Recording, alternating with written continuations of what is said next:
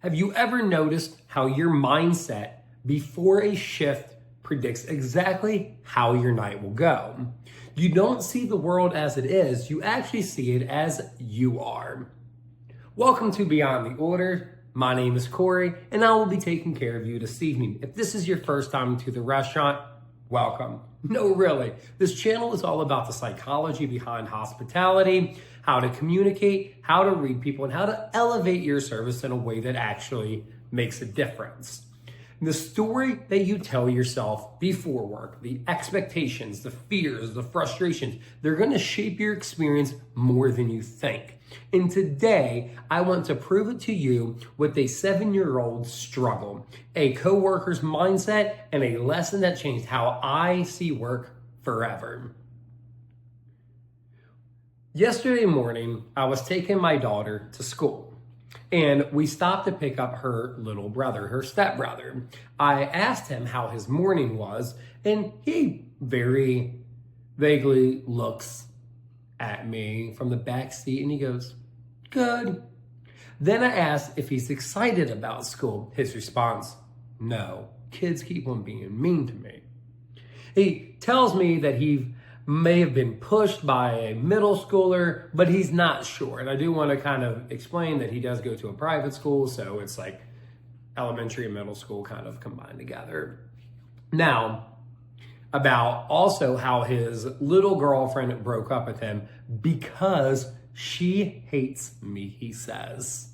And then you can hear it in his voice, a sense of defeat. But here's what I realized.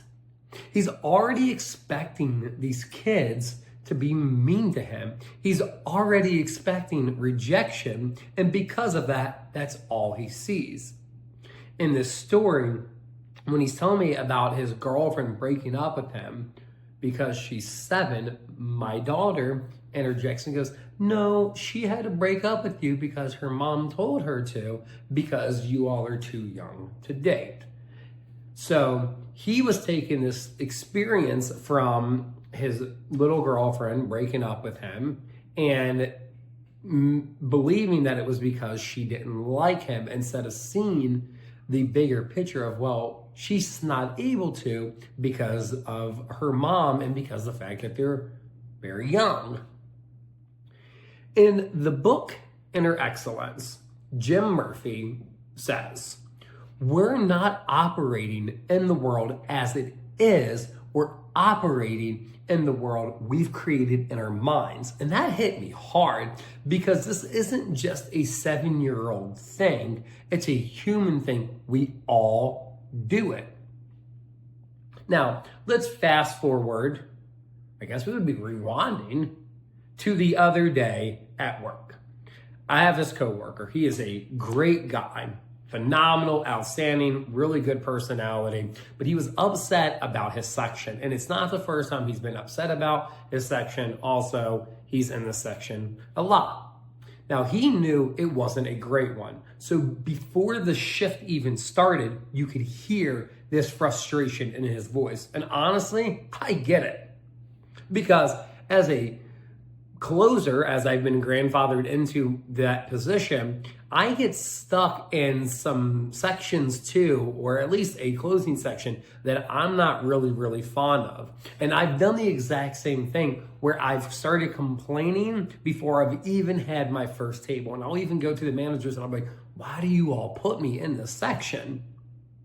But then I remembered one day about something that I used to tell myself at my last restaurant, that I can have 4 guests and still make $250, $300. Now, it's not about the money, but it's about that mindset shift that's changed everything for me. Because instead of focusing on the section or the seating or the things that I can't control, I started focusing on what I can bring to the shift.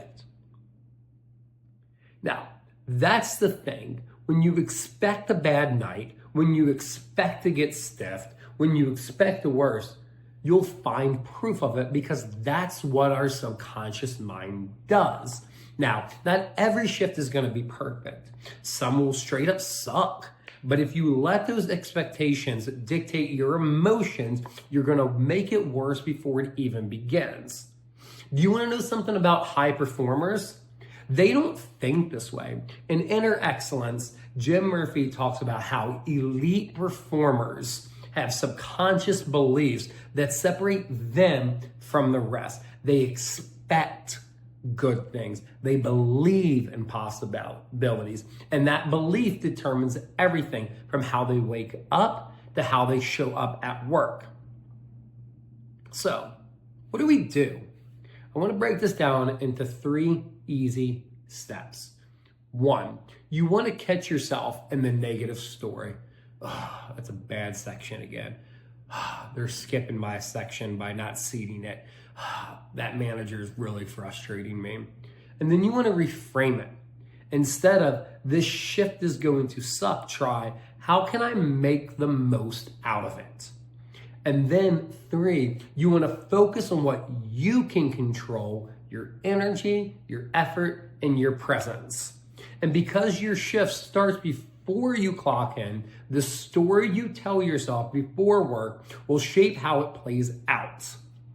Next time that you find yourself telling a negative story before work, pause, reframe it, and try it for 1 shift. See how it changes your night. And let me know, what's a shift expectation that you had that completely changed your mood? Drop it in the comments below. Until next shift, y'all have a great day.